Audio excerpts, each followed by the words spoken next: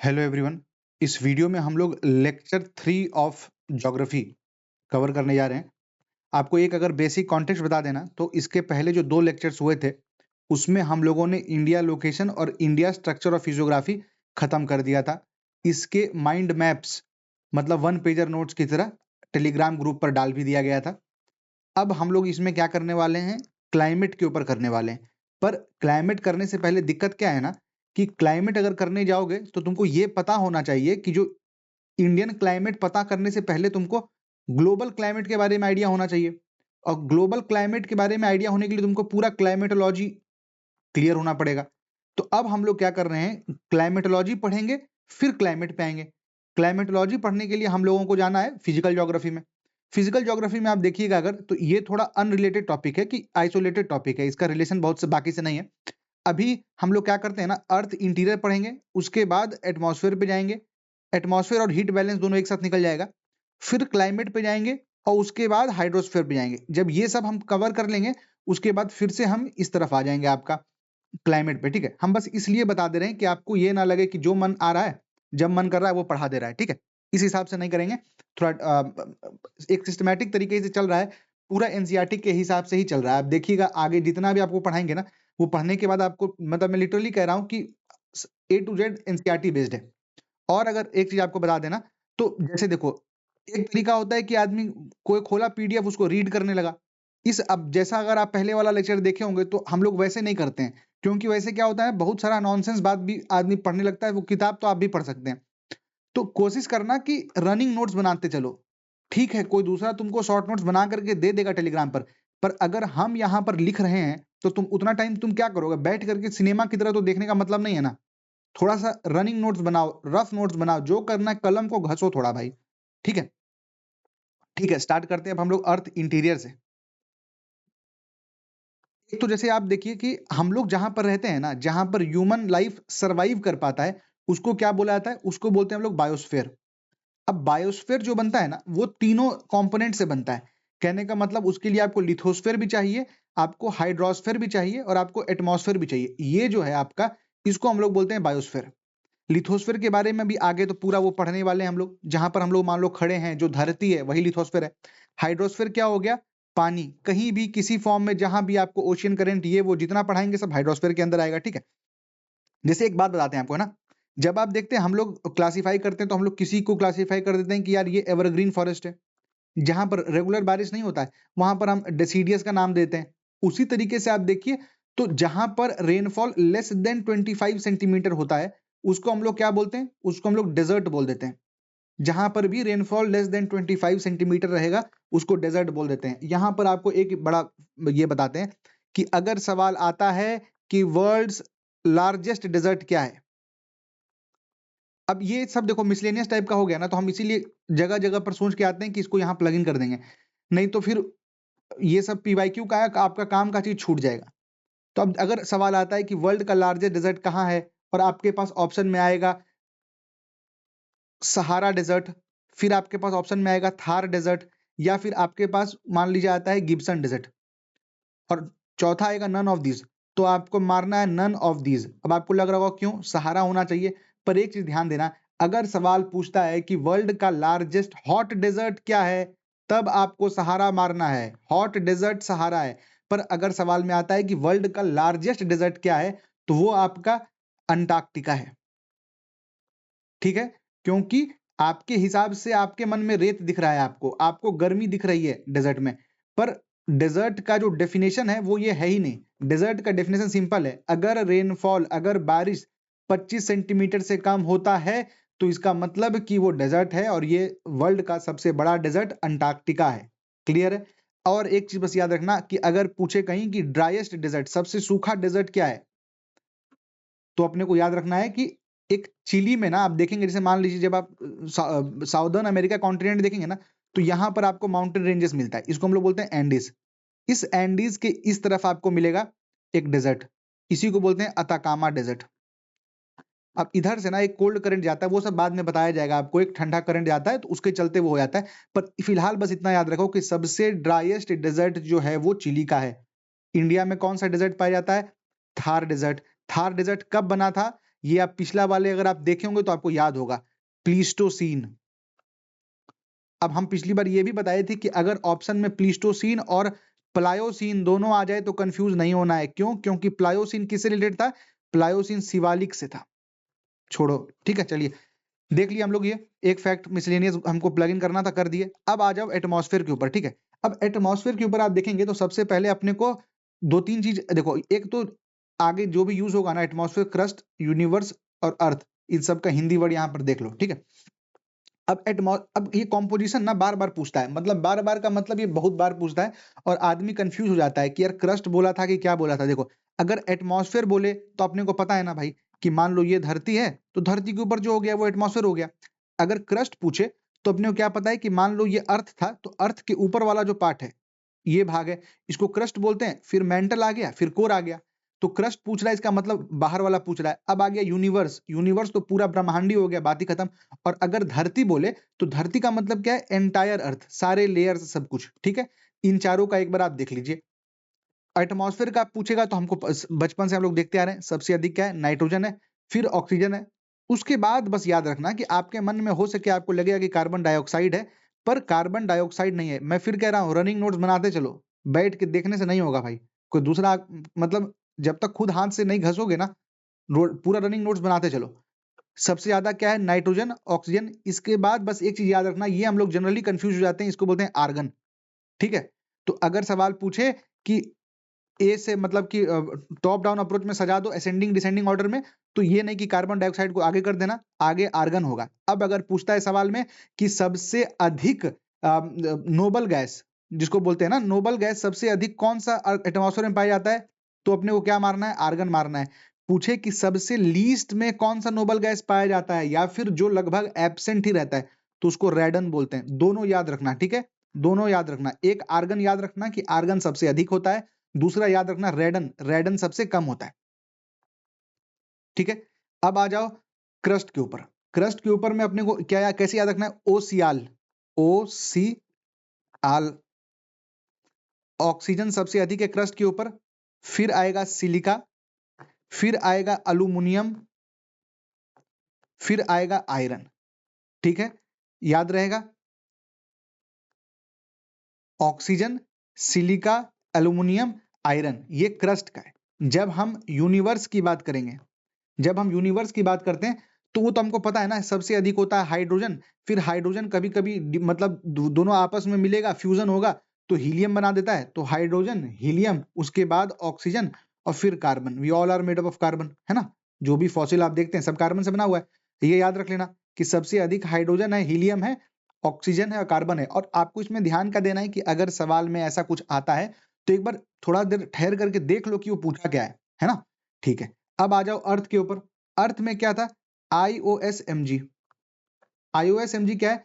सबसे अधिक है आयरन, फिर आ जाएगा आपका ऑक्सीजन, फिर आ जाएगा आपका सिलिका, फिर आ जाएगा आपका मैग्नीशियम, ठीक है। IOSMG से याद रख लेना, ये चारों लिख लो, चिपका दो अपने सामने, सवाल आने का चांस रहता है इसमें, हरदम सही हो जाएगा। अब आ जाओ थोड़ा इंटीरियर ऑफ अर्थ के बारे में समझते हैं, ठीक है। ये थोड़ा सा टिपिकल है, इसको समझ लोगे तो थोड़ा मजा आ जाएगा ना। देखो भाई, इंटीरियर ऑफ अर्थ के बारे में अगर हम बताएं ना कि जब अर्थ बना था तो फिर समय के साथ क्या हुआ कि तुम नॉर्मल सोचो कि तुम्हारे पास एक बाल्टी है जिसके अंदर ना तुम चीनी उनी घोरे हुए हो, ठीक है। तुम थोड़ा देर बाद देखोगे ना तो जो मतलब भले ही चीनी घुल चुका होगा पर नीचे वाले पार्ट में तुमको दिखेगा कि हल्का थोका टाइप का हो जाता है। या फिर तुम दाल देखो ना, अगर दाल को छोड़ दोगे तो नीचे थोका जम जाता है। ये जो थोका जम गया, ये क्यों जम गया? क्योंकि जो नीचे वाला चीज था वो भारी था, नीचे वाला जो चीज था वो भारी था। तो क्या हुआ? सेडिमेंटेशन की तरह नीचे जाकर के बैठ गया। जस्ट बिकॉज भारी था, इसका मतलब क्या हुआ कि उसका डेंसिटी ज्यादा था। अब सेम इसी तरीके से अर्थ के ये में क्या हुआ ना कि एक बार जब अर्थ बना ना तो धीरे धीरे धीरे आपस में ये लोग लेयर की तरह बांट गए। और ये लेयर की तरह क्यों बटे? बेस्ड अपॉन द डेंसिटी, कि उसके अंदर डेंसिटी कितना है उस हिसाब से ये सब आपस में बट गए। मेजर मोटा मोटा देखोगे तो मोटा मोटा हम लोग तीन भाग में बांटते हैं। जो सबसे ऊपर दिखता है उसको हम लोग बोल देते हैं क्रस्ट, उसके बाद जो आता है उसको हम लोग कह देते हैं मेंटल, और जो लास्ट वाला होता है उसको हम कह देते हैं कोर। पर इतना जान लेना काफी नहीं है, थोड़ा और हमको इसके बारे में जानना पड़ेगा, है ना। अब ये जानने से पहले आपको एक कॉन्सेप्ट बता देते हैं भाई। एक कॉन्सेप्ट है जो कहते हैं डिसकंटिन्यूटी। ये देखो जिसको क्या कहते हैं, असंगति या अनस्वतंत्रता। इसका डिसकंटिन्यूटी का मतलब क्या हुआ ना कि मान लो ये एक ए था, ये इधर आया बी। कोई चीज जब ए से गुजर रहा था, कोई भी चीज जब ए से गुजर रहा था तो उसको कुछ महसूस हो रहा था। जब वो ए से जैसी बी में गया तो सडनली उसको दिखा कि यार बहुत बड़ा चेंज आ गया, बहुत बड़ा फर्क आ गया। वो क्यों आ गया? क्योंकि यहां से पहले बात अलग थी, यहां से पहले बात अलग है। एक एग्जांपल बस आपको दिखाते हैं डिसकंटिन्यूटी का, समझना। हम लोग जब बात करते हैं ना क्रस्ट और मेंटल की, मेंटल और कोर की, तो हम लोग क्या बोलते हैं कि भाई इनके बीच में यहाँ पर डिसकंटिन्यूटी है, असंतता है। ये डिसकंटिन्यूटी को अगर तुमको समझना है तो तुम ये डिसकंटिन्यूटी किस सेंस में है कि जब कोई भी सिस्मिक वेव क्या होता है? जब कहीं देखते हो अर्थक्वेक हुआ, मान लो जैसे इस टाइप का है, अभी अगले लेक्चर में और ढंग से बताया जाएगा। मान लो ये वाला पॉइंट है जहां पर टेंशन आया, ठीक है? जहां पर टेंशन होता है ना उसको हम लोग क्या बोलते हैं? फोकस बोलते हैं, कुछ लोग उसको हाइपो सेंटर भी बोलते हैं। मान लो इस पॉइंट पर टेंशन क्रिएट हुआ, जैसे टेंशन क्रिएट हुआ तो यहां से सब डायरेक्शन में सेस्मिक वेव जाना स्टार्ट हो जाएगा। अब ये सेस्मिक वेव जब ऊपर पहुंचता है ना, जस्ट परपेंडिकुलर ऊपर, तो इसको क्या बोलते हैं? इसको बोलते हैं एपी सेंटर। अब ये जो सेस्मिक वेव जब कोर के थ्रू होकर निकल रहा होगा, मेंटल के थ्रू होकर निकल रहा होगा, क्योंकि अगर यहां पर हुआ तो हर डायरेक्शन में जाएगा ना, नीचे भी जाएगा, ऐसे जाएगा। तो जब वो कोर से मेंटल की तरफ जा रहा होगा या मेंटल से क्रस्ट की तरफ जा रहा होगा तो उसको बीच में कुछ डिफरेंस महसूस होता है। सिमिलरली जैसे तुम देखो लाइट के साथ क्या होता है कि स्पीड ऑफ लाइट, मान लो एयर है, एग्जांपल मान लो ना यहाँ एयर है, ऊपर डायमंड है या ग्लास है। जब लाइट यहां से गुजर रहा था तो उसका स्पीड कितना था? 3 था। जब इससे डायमंड में गया तो सडनली उसका स्पीड क्या हो गया? कम हो गया, क्योंकि वो ज्यादा डेंसर ये में चला गया। तो अब उसका डेंसिटी कितना, स्पीड कितना हो गया? 1.2 हो गया। ये सडन डिफरेंस है ना कि एग्जैक्टली अगर तुम पूरा जूम करके देखोगे तो तुमको दिखेगा कि एक लाइन था, यहां पर एयर था, यहां पर डायमंड था, यहां से जब वो जा रहा था सडनली यहां गया तो पूरा चीज बदल गया। इसी चीज को कहते हैं डिसकंटिन्यूटी, है ना? अब इस वाले केस में हम जब अर्थ का बात कर रहे हैं तो यहां पर हम डिसकंटिन्यूटी किस हिसाब से सोच रहे हैं? हम डिसकंटिन्यूटी सोच रहे हैं सिस्मिक वेव के हिसाब से, सिस्मिक वेव की स्पीड के हिसाब से सोच रहे हैं कि कहीं पे सिस्मिक वेव ज्यादा था, कहीं पर सिस्मिक वेव कम हो गया। समझ रहे हो? तो उस हिसाब से हम सोच रहे हैं। अगर डिसकंटिन्यूटी का कंसेप्ट क्लियर हो गया ना तो अब थोड़ा ये जरूरी है आगे समझने के लिए। अब आपको एक दो चीज बताते हैं, ठीक है? ये डायग्राम जो तुम देख रहे हो ना, इस डायग्राम को थोड़ी देर के लिए साइड हटाओ, फिर से आएंगे यहाँ पर। पहले हम लोग अपना खुद समझते हैं। देखो भाई, जब हम लोग यहाँ पर मान लो पहाड़ था, ये हो गया पहाड़, हिमालय हो गया मान लो, ठीक है? फिर ये मान लो हो गया मैदानी भाग जिसमें हम लोग रहते हैं, बिहार यूपी हो गया, ठीक है? फिर यहां से जब तुम आएंगे तो अब हम क्या होने वाले हैं कि ये आ गया आपका बे ऑफ बंगाल मान लो, ठीक है? बंगाल की खाड़ी आ गया, उसके बाद चला गया, ये सब बंगाल की खाड़ी ही है। अब भाई देखो बता रहे हैं कि ये जो पार्ट है ना पूरा, ये जो पार्ट पूरा है ना, इसको हम लोग क्या बोलते हैं? इसको बोलते हैं हम लोग कॉन्टिनेंटल क्रस्ट। कॉन्टिनेंटल क्रस्ट, समझना, ठीक है? अब और जो क्रस्ट इधर है ना भाई, पानी के अंदर, उसको हम लोग क्या बोलते हैं? ओशियनिक क्रस्ट, ठीक है? अब तुम खुद एक बात सोचो, हम अभी क्या बोले कि अर्थ जैसे था, मान लो समय के साथ क्या हुआ, जो भारी चीज था वो अंदर जम गया। अब ऊपर क्या है? ऊपर कॉन्टिनेंटल क्रस्ट है ना, ऊपर कॉन्टिनेंटल क्रस्ट है, नीचे ओशियनिक क्रस्ट है।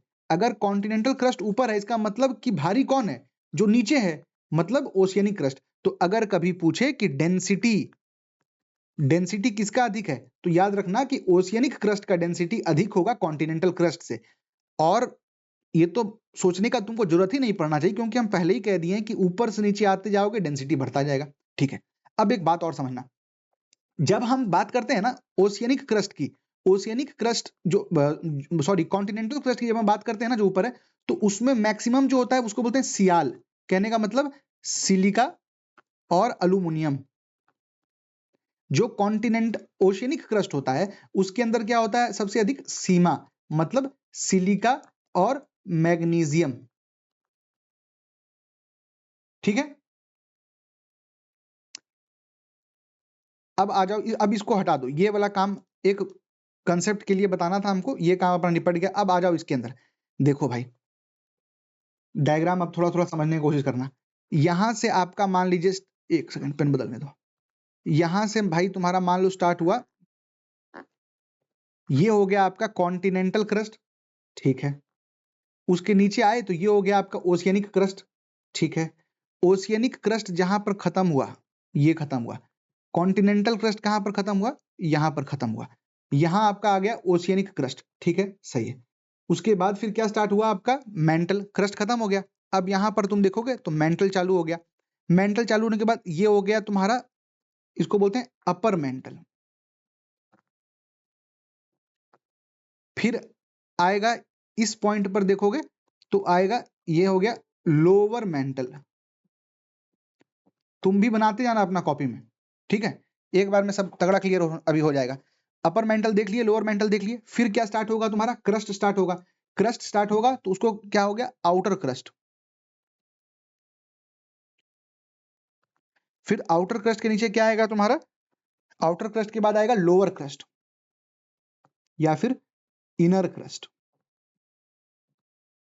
और यहां पर आके खत्म हो गया तुम्हारा। मोटा मोटा बस बता रहे हैं भाई कि लगभग लगभग यहां से जब तुम लाइन खींचोगे तो यहां तक पहुंचने में तुमको 6400 किलोमीटर लगेगा, ठीक है, पूरा अंदर तक आने में। और केवल मेंटल का देखोगे तो यहां तुमको लगभग लगभग 2900 किलोमीटर लगेगा, ठीक है। फिलहाल अब यहां पर हम लोग डिसकंटिन्यूटी समझते हैं, ठीक है। एक ट्रिक याद रखना, मुख्यमंत्री से रिलेटेड है, सीएम रेगुलर, ठीक है, सीएम रेगुलर। सी से क्या आता है, सी से होगा कॉनरैड, एम से होगा मोहो।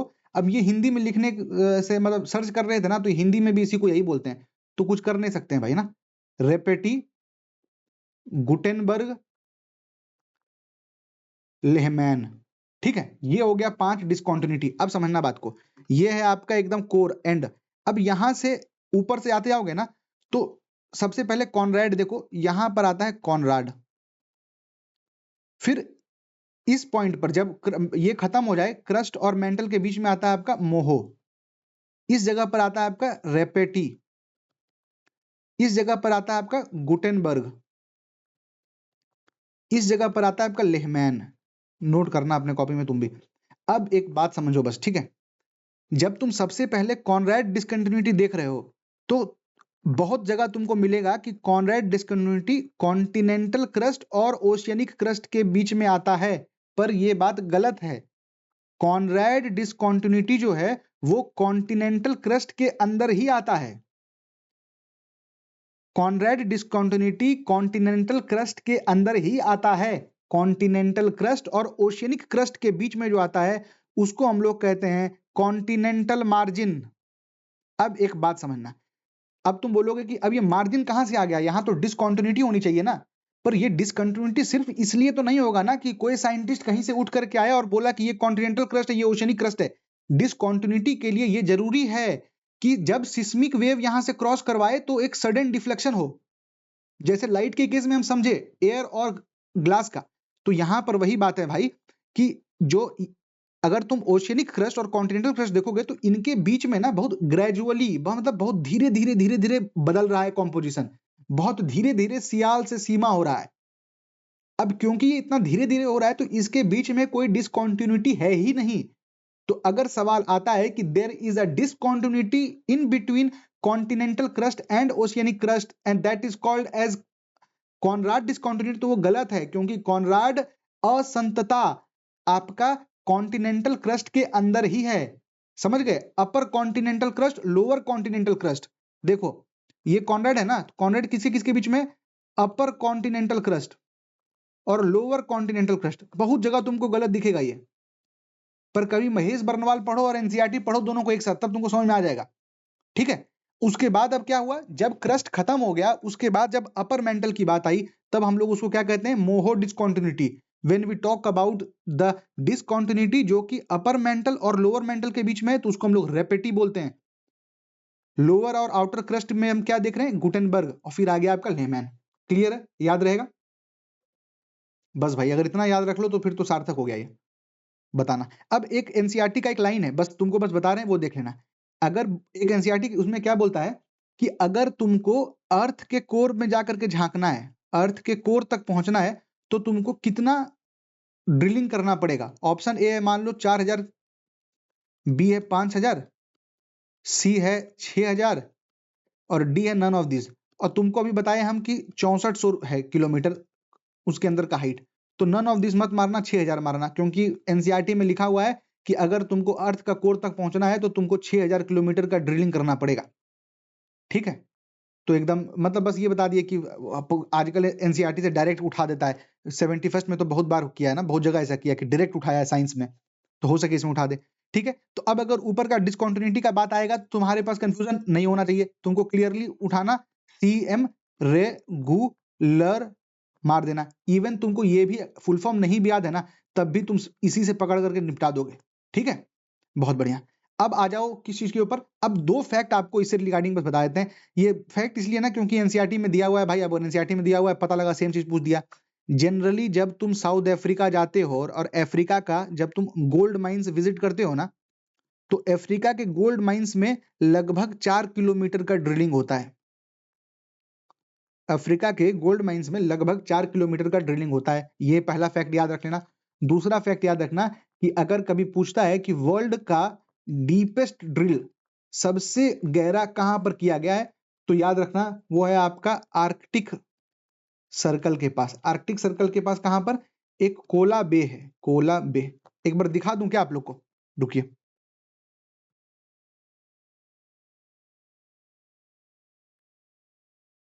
ठीक है भाई, तो जो कोला बे का हम लोग बात कर रहे हैं ना, कोला बे देखो यहां आता है, ये हो गया आर्कटिक सर्कल, ये वाला पार्ट आपका जहां कर्सर आपको दिख रहा हो।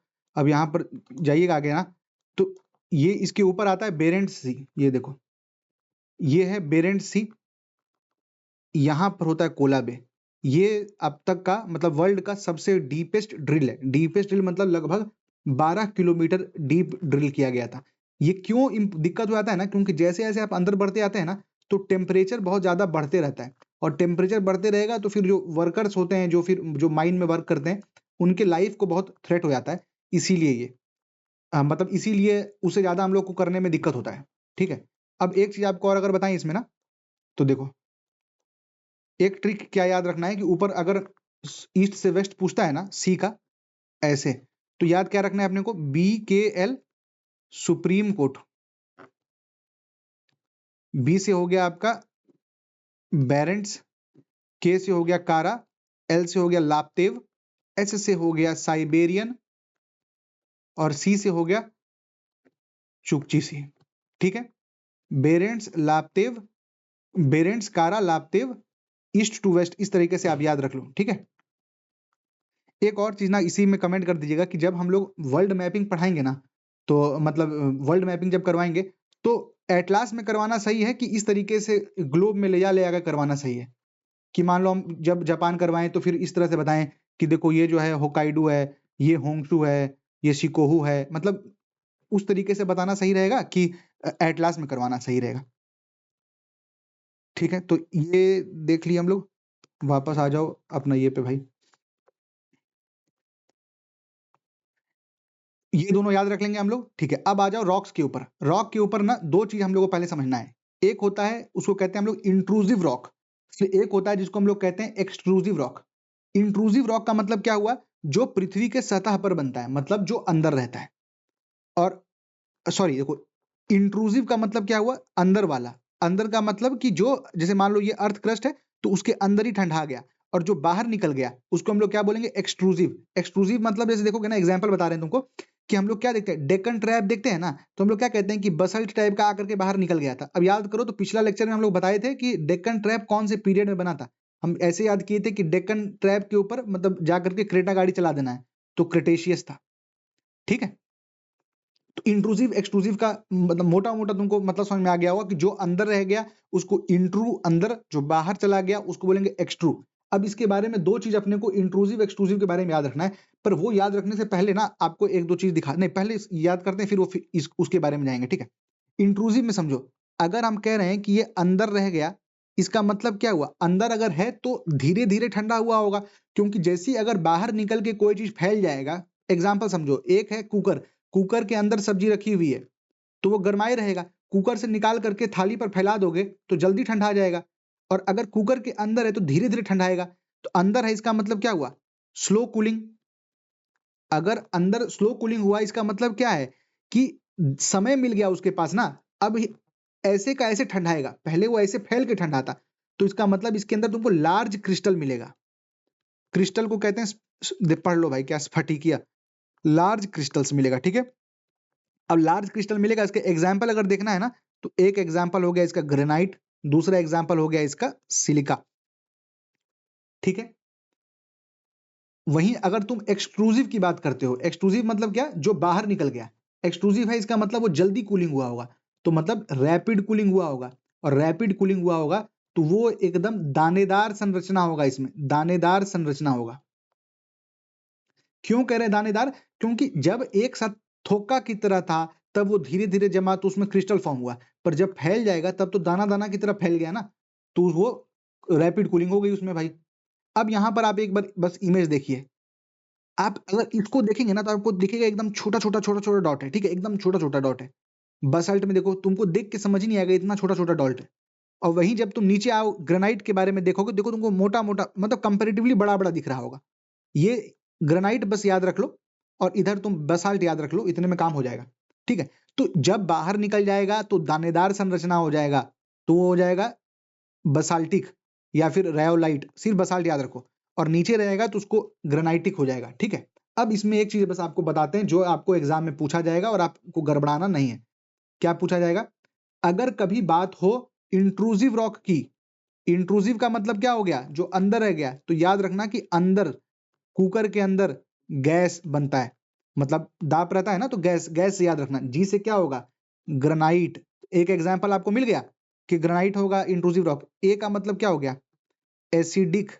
ये चीज याद रख लेना भाई कि अगर इंट्रूसिव रॉक की बात की जाएगी तो वो अम्ल नेचर का रहेगा, जब हम एक्सक्लूसिव की बात करेंगे तो वो क्षार नेचर का रहेगा, ठीक है। तो ग्रेनाइटिक हो गया, एसिडिक हो गया। एस का मतलब क्या हो गया, उसमें सिलिका अधिक है, ठीक है। तो अब एस जब आ गया तो इसमें क्या हो गया, सिलिका अधिक है। अब एक बात समझना भाई, जब भी कोई रॉक की हम बात करते हैं ना, तो तुम मोटा मोटा एग्जाम के हिसाब से ये याद रख सकते हो कि रॉक में दो चीज होता है। क्या क्या होता है, एक तुम्हारा सिलिका होता है और एक तुम्हारा मेटल होता है। अगर किसी जगह पर सिलिका अधिक है तो इसका मतलब उसमें मेटल कम होगा। सेम यहां पर है, तुम बस गैस ही याद रखना, ग्रेनाइटिक, एसिडिक और सिलिका अधिक। अब सिलिका अधिक है तो तुम्हारे माइंड के पीछे खुद चलना चाहिए कि अच्छा अच्छा इसका मतलब कि इसमें मेटल कम होगा, हाँ मेटल कम है। उसी तरीके से जब हम बस एक्सट्रूसिव की बात करते हैं ना भाई बाहर की, तो एक तो एक्सट्रूसिव से तुमको ये समझ में आ रहा है कि बाहर जा रहा है, बाहर जा रहा है इसका मतलब तुमको डेक्कन ट्रैप खुद समझ में आ रहा है। और डेक्कन ट्रैप्स में क्या होता था, बसाल्ट होता था ना। इसको याद करने का तरीका है तीन, बी बी बी। पहला बी से क्या होगा, इसमें देखो एसिडिक और ए से अंदर, तो और याद रहेगा तुमको, ठीक है। बी अब क्या हो गया, बी से हो गया पहला बाहर, कि बाहर रहता है। दूसरा बी से क्या आपको मिलेगा कि वो बसाल्टिक नेचर में होता है। तीसरा बी से आपको क्या याद रखना है कि ये बेसिक होता है। अब अपने को खुद समझना है कि अगर इंट्रूसिव में सिलिका अधिक था तो इसमें सिलिका कम होगा। अगर इसमें अच्छा सिलिका किस तरह का होता है ना, जो तुम रेत का रंग देखते हो ना उस तरह का रंग होता है। तो अब यहां पर सिलिका अधिक है तो इसका रंग जो है रेत की तरह होगा, जबकि इसका रंग थोड़ा सा काला होता है क्योंकि इसमें मेटल अधिक होता है। अब इसमें मेटल अधिक होता है वो कैसे समझ में आ रहा है, क्योंकि रॉक में हम लोग पढ़े थे कि सिलिका लगभग अधिक हो ज्यादा होगा और मेटल, सिलिका और मेटल से होता है। अब यहाँ पर सिलिका अधिक है तो मेटल कम होगा, यहाँ पर सिलिका कम है तो मेटल अधिक होगा, ठीक है। इंट्रूसिव एक्सक्लूसिव इतना समझ में आ गया, बहुत बढ़िया। अब कहाँ जा रहे हैं भाई हम लोग, अब जा रहे हैं आपका, ये सब हो गया ना, ठीक है। अब आ जाओ थोड़ा सा फटाफट, टाइम कम है भाई, इग्नियस टाइप ऑफ रॉक के बारे में समझ लेते हैं। ये समझने से पहले तीन चीज है भाई, इग्नियस जिसको आग्नेय बोलते हैं, सेडिमेंट्री जिसको अवसादी बोलते हैं, और मेटामॉर्फिक जिसको रूपांतरित बोलते हैं। एक सेकेंड भाई हैंग होने लगा है, वन मिनट, ठीक है ना। तो एक हो गया अग्नेय, अवसादी और रूपांतरित। अब इसमें थोड़ा सा पहले अलग साफ साफ डिस्कस कर लेते हैं, डिस्कस करने के बाद फिर आपको आपके ऊपर आते हैं। देखो भाई, जब तुम पृथ्वी के अंदर देखते हो तो उसके अंदर हम लोग क्या देखें, हाँ इस वाली इमेज पे आओ, यहाँ पर एक इंपॉर्टेंट चीज आपको बताना है। ये जो अपर मेंटल है ना, अपर मेंटल में यहाँ पर अपने को क्या मिलता है, फ्लूइड टाइप का चीज मिलता है। ये जो फ्लूइड टाइप का चीज है ना, इसको हम लोग बोलते हैं एस्थेनोस्फेयर। जब भी कभी अर्थक्वेक होगा सॉरी, जब भी कभी वॉल्केनो इरप्ट होगा तो जो तुमको वॉल्केनो बाहर निकलता हुआ दिखता है ना, वो एस्थेनोस्फेयर से बाहर आता है। बहुत इंपॉर्टेंट है, बीपीएससी पूछा नहीं अब तक, पूछ सकता है, बाकी स्टेट पीसीएस सीडीएस बहुत बार पूछा हुआ है। जब भी वॉल्केनो इरप्ट होता है तो वो एस्थेनोस्फेयर से निकलता है। जब वो एस्थेनोस्फेयर के अंदर रहता है तो उसका नाम मैग्मा होता है। जब वो एस्थेनोस्फेयर से बाहर निकल जाता है तो वो लावा बन जाता है। समझना बात को। The fluid component inside the asthenosphere, उसको मैग्मा बोलते हैं। यही मैग्मा जब बाहर निकल जाएगा तो उसको लावा बोल देंगे। ऑप्शन में आएगा, उसमें ऑप्शन में लावा भी दिया रहेगा, मैग्मा भी दिया रहेगा। लावा मारने का मन करेगा पर मैग्मा मार के आना, ठीक है। और यहीं पर एक चीज समझो, जो हम लोग बात करते हैं ना लिथोस्फेयर की, लिथोस्फेयर क्या है, यहां से कोई नया रंग उठाने दो, हाँ, यहां से लिथोस्फेयर चालू होता है और अपर मोस्ट लेयर ऑफ जो मेंटल है वहां तक जाता है, एकदम ऊपर वाला, एकदम पतला सा upper most layer of mental, ये होता है, इसको हम लोग बोलते हैं लिथोस्फेयर, ठीक है। चलो ये हो गया। अब हम लोग यहाँ क्यों आए थे भाई, यहाँ आए थे हाँ इग्नियस रॉक्स के बारे में, ठीक है। तो अब आपको ये बता दिए हम लावा और मैग्मा के बारे में। जब तक कोई चीज अंदर है तो उसको मैग्मा बोलते हैं, जैसे ही वो बाहर निकल जाता है उसको हम लोग लावा बोलते हैं। अब एक बात समझो, हम लोग क्या पढ़े थे भाई एस्थेनोस्फेयर में, देखो एक होता है ना फॉसिल फ्यूल। फॉसिल फ्यूल कैसे बनता है, जो तुम एलपीजी देखते हो निकलता हुआ, या फिर जो तुम क्रूड ऑयल देखते हो, ये कैसे देखते हैं हम लोग। क्रूड ऑयल एलपीजी में प्राइमरी चीज क्या है, कार्बन है। हमारे तुम्हारे शरीर में क्या है, कार्बन है। अब मान लो कि कोई आदमी मरा, और मरा मान लो, या फिर समझो ना कि कोई ऐसा आया था, अर्थक्वेक आया कि उसके अंदर बहुत सारे लोग समा गए और फिर वो वापस से दब गया। अब ये सालों साल मिलियंस ऑफ ईयर ना अंदर दबा रहेगा, दबे दबे वो कार्बन अपना फॉर्म बदल देगा, फिर वो एलपीजी, क्रूड, शेल, इस टाइप का फॉर्म ले लेगा। अब जो इग्नियस रॉक है भाई, इग्नियस रॉक तो हम देख रहे हैं एस्थेनोस्फेयर से बाहर निकला ना उसके अंदर आदमी था, जैसे ही बाहर निकला बाहर निकल गया। तो याद रखना कि इग्नियस रॉक के अंदर फॉसिल नहीं होगा। क्यों? क्योंकि फॉसिल अगर कहीं भी होगा तो समझना जहां पर इंसान मर गया हो, जानवर मर गया हो, पेड़ पौधा मर गया हो, यानी कि कोई ऐसा कंपोनेंट, जैसे हम लोग जीवित आदमी, अगर जीवित जंतु टाइप का ना, अगर कहीं पे जाकर के दबेगा, लंबे समय तक दबा रहेगा, तभी फॉसिल बनेगा। तो अगर सवाल आता है तो एक चीज याद रखना कि इग्नियस रॉक में कभी भी फॉसिल नहीं मिलेगा, जबकि सेडिमेंटरी और मेटामॉर्फिक में मिल सकता है। अब इग्नियस समझ गए हम, सेडिमेंटरी समझो। सिंपल सा बात है भाई, मान लो कि समुद्र के अंदर है ना, कि धीरे धीरे कुछ ना कुछ आकर के बहते जा रहा है, लेयर लेयर लेयर लेयर जमा होते जा रहा है। समय के साथ वो क्या हुआ, थोक्का जम गया, टाइट हो गया, वो रॉक बन गया। जैसे लाइमस्टोन हो गया, जैसे शेल हो गया, सैंडस्टोन हो गया, ये सब आपका सेडिमेंट्री रॉक के एग्जांपल्स हैं। इग्नियस रॉक में बस दो याद रख लो, तीसरा गबरू अगर याद रखना रख लो, ऐसे ग्रेनाइट और बेसाल्टिक याद रख लेना, ठीक है। बहुत बढ़िया। अब यहीं पर फिर समझो बात को, इस जब तुम ये बेसाल्टिक देख रहे हो, तुम्हारे मन में बी चल जाना चाहिए। अच्छा, यानी कि ये एक तरह का एक्सट्रूसिव है ना, क्योंकि बी से हम बाहर पढ़े थे और बाहर से एक्सट्रूसिव है। जब तुम ग्रेनाइट देखो तो तुमको सेम इसी तरीके से सिलिका वाला माइंड में चलना चाहिए, ठीक है। ये देख लिए भाई हम लोग। अब एक बात समझना मेटामॉर्फिक रॉक के बारे में। मेटामॉर्फिक रॉक का ना एक फीचर है भाई, उसको मतलब एक स्पेशल फीचर है, उसको हम लोग क्या बोलते हैं ना, फोलिएशन। फोलिएशन का मतलब क्या होता है ना, अगर हिंदी में देखोगे तो, कि जब मान लो इग्नियस रॉक बना ना भाई, इग्नियस रॉक पे तुम काफी टाइम तक प्रेशर और टेम्परेचर, तापमान और दाब अगर देते रहोगे ना, तो तुम देखोगे कि वो वापस से रिक्रिस्टलाइज हो जाता है, वापस से बदल जाता है। और इसी रिक्रिस्टलाइजेशन को हम लोग कहते हैं फोलिएशन। अब समझना बात को, मान लो कोई सॉलिड था, तुम उस पर प्रेशर देते गए, तुम तापमान उसका बढ़ाते गए, और फिर तुम देखे कुछ दिन बाद कि वो वापस से रीअरेंज होगा। जब कोई चीज रीअरेंज होगा तो फिर से डेंसिटी के हिसाब से होगा, लेयर वाइज होगा। तो इसीलिए फोलिएशन का मतलब होता है लेयर बनाना। लेयर मतलब सतह की तरह से ना, क्या बोलते हैं उसको भाई, लेयर, समझ गए ना, लेयर हिंदी में।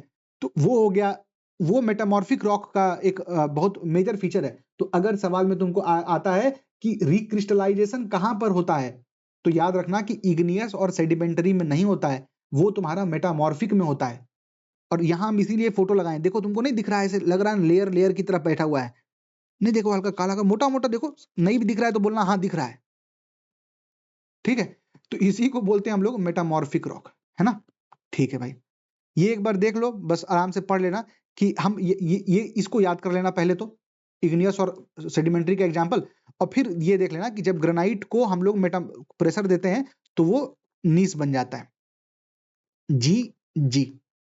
क्ले या शेल को देते हैं तो शिस्ट बन जाता है। सैंडस्टोन क्या रॉक है, ये सेडिमेंट्री रॉक है, देते हैं तो क्वार्टजाइट बन जाता है। इस तरीके से एक बार देख लेना, ठीक है। अब एक बात समझना भाई, सेडिमेंट्री समझा दिया आप लोगों को ना। हाँ, अब देखो कुछ कुछ चीज होता है ना भाई कि थोड़ा सा अगर हम सवाल बना लेंगे ना कुछ चीज का, तो कंसेप्ट ज्यादा बढ़िया से क्लियर होता है। 2-3 सवाल लेकर के आए हैं, इसके थ्रू कुछ कुछ कंसेप्ट हम चाहते हैं कि आपको समझा दें, ठीक है, ताकि होता है ना कि सब तरह से एकदम तैयार हो जाए हम लोग, है ना। आ जाओ भाई, सबसे पहला एक सवाल है सेडिमेंट्री रॉक के ऊपर, ठीक है। Consider the following statements regarding sedimentary rock. Sedimentary rock यानी कि अवसादी शैल जो होते हैं, वो तुम्हारा अर्थ सिस्टम में बनता है हाइड्रोलॉजिकल सिस्टम से। मतलब हाइड्रोलॉजिकल मतलब हमको इतना समझ में आ रहा है कि भैया ये पानी की बात करना चाह रहा है। अब तुमको लगेगा कि भैया आप जो बताए थे सर, उसमें आप तो मतलब भाई इस बारे में बताए ही नहीं कि पानी से बनता है। एक बात समझो, मान लो कि कोई नदी से गया, मतलब कोई नदी आया तो ऊपर से क्या किया, अपने साथ अवसाद को लेकर के आया, ठीक है। अवसाद ला करके वो बे ऑफ बंगाल, बंगाल की खाड़ी में लाके डिपॉजिट कर दिया। अब एक लेयर पहले यहाँ डिपॉजिट किया, फिर कुछ टाइम बाद फिर से आएगा, फिर एक लेयर डिपॉजिट करेगा, फिर कुछ टाइम से बाद खुद आएगा, लेयर डिपॉजिट करेगा। ये लेयर डिपॉजिट हो कैसे रहा है? क्योंकि कोई पानी अवसाद लेकर के आया। तो हम ये तो कह सकते हैं ना, अगर यहाँ कहा जाता कि सेडिमेंट्री रॉक जो है केवल हाइड्रोलॉजिकल सिस्टम से ही बनता है, तो ये गलत हो जाता है। पर हाइड्रोलॉजिकल सिस्टम से भी बन सकता है, बिल्कुल बन सकता है, केमिकल तरीके से भी बन सकता है। तुम एग्जांपल देख दो लाइमस्टोन का। खैर लाइमस्टोन दोनों तरीके से बन सकता है। सेडिमेंट्री तरीके से बन सकता है, मतलब हाइड्रोलॉजिकल से भी, कि मान लो कोई पानी आ रहा है, वो अपने साथ चूना को लेकर के आ जा रहा है, ठीक है। तो इस तरीके से समझना इसको, कि नैरो तरीके से मत देखो कि केवल ये नहीं कह रहा है ना, दोनों की बात कर रहा है, तो हो सके वो बात सही होगी। तो अब क्या है, सेडिमेंट्री रॉक जो है वो हाइड्रोलॉजिकल सिस्टम से बनता है, बिल्कुल सही है। The formation of sedimentary rock, अवसादी शैल बनाने की प्रक्रिया में पूर्ववर्ती शैल का वेदरिंग यानी कि उपक्षय होता है। वेदरिंग का मतलब क्या हुआ कि भैया भाई जैसे मान लो तुम पहाड़ देखते हो ना, तो हम देखते हैं ना हिमालय है यहाँ पर, हिमालय से नदी बही, नदी अपने साथ क्या लेकर के आ गई, इसको मतलब हल्का हल्का घस घस के, नहीं कहते हैं कि भाई वो अम, खुरेद करके ले आता है, जो कि हम लोग को यहाँ पर वही मिट्टी आकर के ना जो रॉक से आया, आज के डेट में अलुवियल मैदान है। अब ये जब और आगे बढ़ करके बे ऑफ बंगाल में जाकर के जाके मतलब डिपॉजिट होगा, तो वेदरिंग ही है ना, तो बिल्कुल सही है। Sedimentary rock contain fossil. अब एक बात समझना, यहाँ पर हम इसीलिए डालना चाहते थे, इग्नियस रॉक में फॉसिल हो सकता है क्या? नहीं हो सकता है। पर मान लो जैसे ऊपर से पानी आया, मान लो यहाँ पर बहाया, फिर कोई एक आदमी डूब के मरा तो यहाँ डूब के गिर गया, फिर से आएगा कुछ, फिर कोई पेड़ पौधा मान लो आया आकर के गिर गया, कोई नारियल चढ़ा दिया, कोई पेड़ पौधा चढ़ा दे रहा है भगवान को, फिर वो आकर के फिसल रहा है। कोई केला का पत्ता कभी घर पे चढ़ाया था, फिर जब दिवाली खत्म हो गया तो उसको जाकर के फेंक दिया समुद्र में फेंका तो फिर पत्ता आके बैठ गया। तो इस तरीके से तुम देखोगे तो तुम ये तो नहीं कह सकते ना कि सेडिमेंट्री रॉक में फॉसिल हो ही नहीं सकता है। हाँ, ये बात है कि हो भी सकता, नहीं भी हो सकता है, पर नहीं होगा ये तो हम नहीं बोल सकते हैं। तो क्योंकि वो समय के साथ बन रहा है, समय के साथ उसके ऊपर क्या गिरेगा नहीं गिरेगा किसको पता है, तो ये भी सही है। सेडिमेंट्री रॉक ऑफन लेयर के फॉर्म में, मतलब परतदार रूप में होता है, बिल्कुल देख ही रहे हैं, धीरे धीरे आता है, इसका मतलब ऑल सही। कंसेप्ट बताना था सेडिमेंट्री रॉक का, बस इसलिए बताए, ठीक है। एक एग्जांपल और देख लो बस भाई, बीपीएससी का है ना, ठीक है, सही है, ठीक है, जो भी है। सेडिमेंट्री रॉक के बारे में पूछ रहा है, ये रॉक तुम्हारा, these are such rock whose structure depend on temperature and pressure. भाई हम जितना पढ़े थे कि प्रेशर और टेम्परेचर का जब बात करेंगे ना, तो वो मेटामॉर्फिक में करते थे। हम सेडिमेंट्री में तो केवल समय की बात करते थे। पर ठीक है यार, पता नहीं, आगे बाकी ऑप्शन देखते हैं। These rocks are crystal. Crystal हो भी सकता है, नहीं भी हो सकता है, पर ये इसके बारे में अगर और ढंग से हमको देखना पड़ेगा, तो हम तो ये समझ पा रहे हैं भाई कि मेटामॉर्फिक जब रॉक हम पढ़ते थे, तब मेटामॉर्फिक रॉक में पढ़ते थे कि जब प्रेशर टेम्परेचर बढ़ेगा तो वो रिक्रिस्टलाइज हो जाता था। पर सेडिमेंट्री तो अगर दानेदार तरीके से फैल रहा है, जो चौक हो गया या सैंडस्टोन हो गया, तो फिर क्रिस्टलाइन कैसे होगा? इग्नियस क्रिस्टलाइन होगा, बिल्कुल होगा, क्योंकि हम अभी ऊपर पढ़ करके आए। मेटामॉर्फिक क्रिस्टलाइन होगा, बिल्कुल होगा। पर ये रॉक क्रिस्टल तो मजा नहीं आ रहा सुन करके। तीसरा क्या है, these rocks are deposited in layers, पहले भी पढ़ चुके हैं। These rock can not be form in water, कहीं भी फॉर्म हो सकता है भाई, एग्जाम्पल देख लिए, ये हो गया, ठीक है। एक और देख लो, which of the following statement is true for igneous rock. इसके अंदर फॉसिल कम होता है। अच्छा, फॉसिल होगा ही नहीं, शायद ये भी हो सकता है ना, हम ऊपर डिस्कस कर चुके हैं, खुद सोचो। They have porous for rocks. अरे भाई, अगर सेडिमेंट्री रॉक होता, जैसे चौक है, चौक के अंदर तुम पानी में डुबाओगे तो पानी सोख लेगा, पर इग्नियस रॉक थोड़ी सोख लेगा। They are both crystalline and non crystalline. फिर अगेन इसमें वही बात है, क्रिस्टलाइन होगा या नॉन क्रिस्टलाइन होगा, ये तो डिपेंड करता है कि इग्नियस रॉक जो बना वो अंदर बना कि बाहर बना। अगर अंदर बनेगा तो क्रिस्टलाइन होगा, बाहर बनेगा तो क्रिस्टलाइन नहीं होगा। ये सही है। सिलिका नहीं, अरे नहीं है कैसे बोल सकता है? कम ज्यादा बोलो ना भाई। फॉसिल होगा ही नहीं, पोरस नहीं होगा, ऑप्शन सी हो जाएगा इसका आंसर। ठीक है, ठीक है, इस वीडियो को इतने पे खत्म करते हैं। कल से कोशिश करेंगे डेली आपके पास एक लेक्चर आएगा, और रनिंग नोट्स बनाना भाई। जो कुछ सही लगे, गलत लगे, बढ़िया लगे तो कमेंट में बता दोगे तो थोड़ा सा मेरा भी मनोबल बने रहता है कि कम से कम जो बताना चाह रहे हैं समझ में आ रहा है, लगता है ना। नहीं तो हम इधर बैठ के पता ही नहीं चल पाता है कि समझ में आया भी कि नहीं समझ में आया। ठीक है, थैंक यू।